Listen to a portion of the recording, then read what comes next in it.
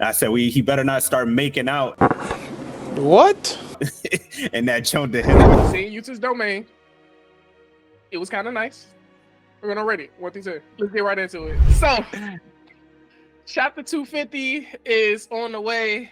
Hella shit just happened in 249, but we're not gonna completely talk about 249. We're gonna give y'all our theories on what's gonna happen next, along with a little bit of splatter and what happened in 249. But Yuta and Sukuna are going at it, and it looks like Sukuna is on the ropes. What y'all thinking? I can see them giving us the fake out, just like how they did with Gojo, with giving Yuta the upper hand, and then having Sukuna pull something out of his back pocket that, oh, I haven't done this in 1,000 years. Like, where did this hollow wick basket come from? Like, Sukuna has a move for everything. I mean, he's the king, like, so I get it, but exactly, but he got a whole utility belt. Like, he is always ready. But I could see Maki having a pretty big role coming up in the next couple of chapters. Could be next chapter, because she's still missing an action, and there's speculation about her probably hiding in Yuta's domain somewhere.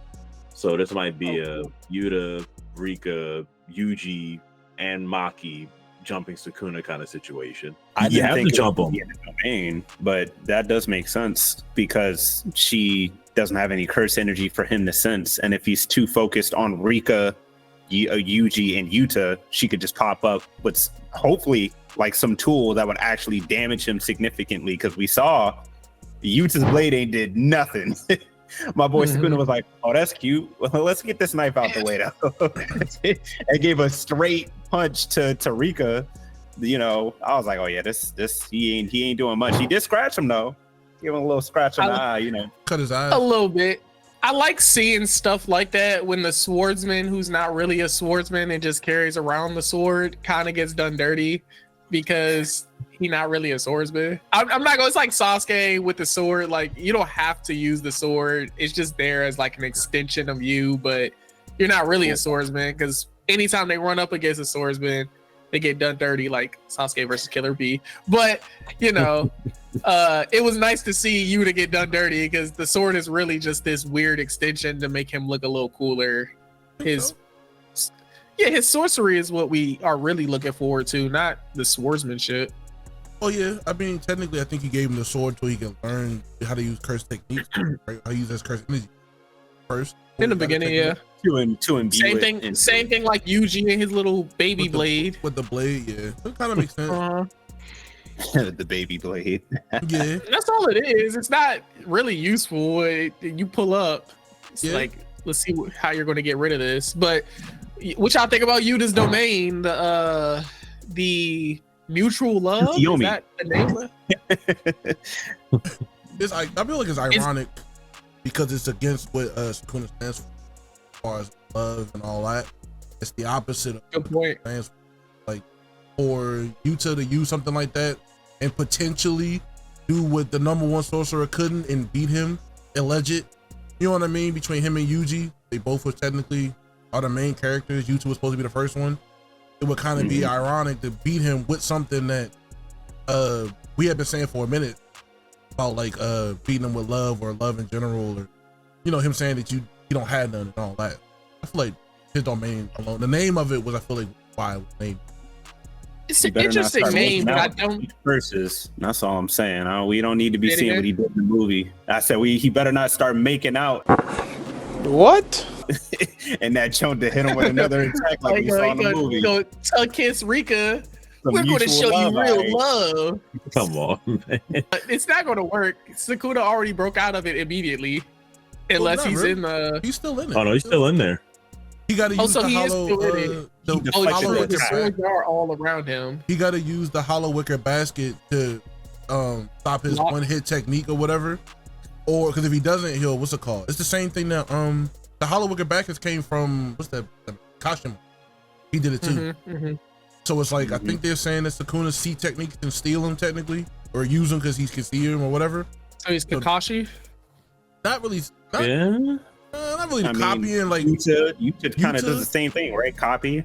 I think Sukuna's is because he can see them compared to most people who can't see them. So it's kind of like the Yu thing where it was like Kuwabara could see in the dark, but Yusuke couldn't see in the dark, but he had more spirit energy. I feel like it's kind of like one of them things. He can see the technique actually, compared to everybody else who can't see. That's why he's able to do it. Yeah, like his the curse domain, energy awareness. Yeah. Yeah, I could see Sukuna kind of like taking Maharaga's adaptation, because you notice Maharaga doesn't just look at a move, it looks at the move and it breaks it down, kind of like the Sharingan, so that's kind of fire. And Yuta's domain is also fire, because he's basically using, each katana has to count for a move that he copied, because he used the thin icebreaker, which is kind of like a baby Whitebeard move.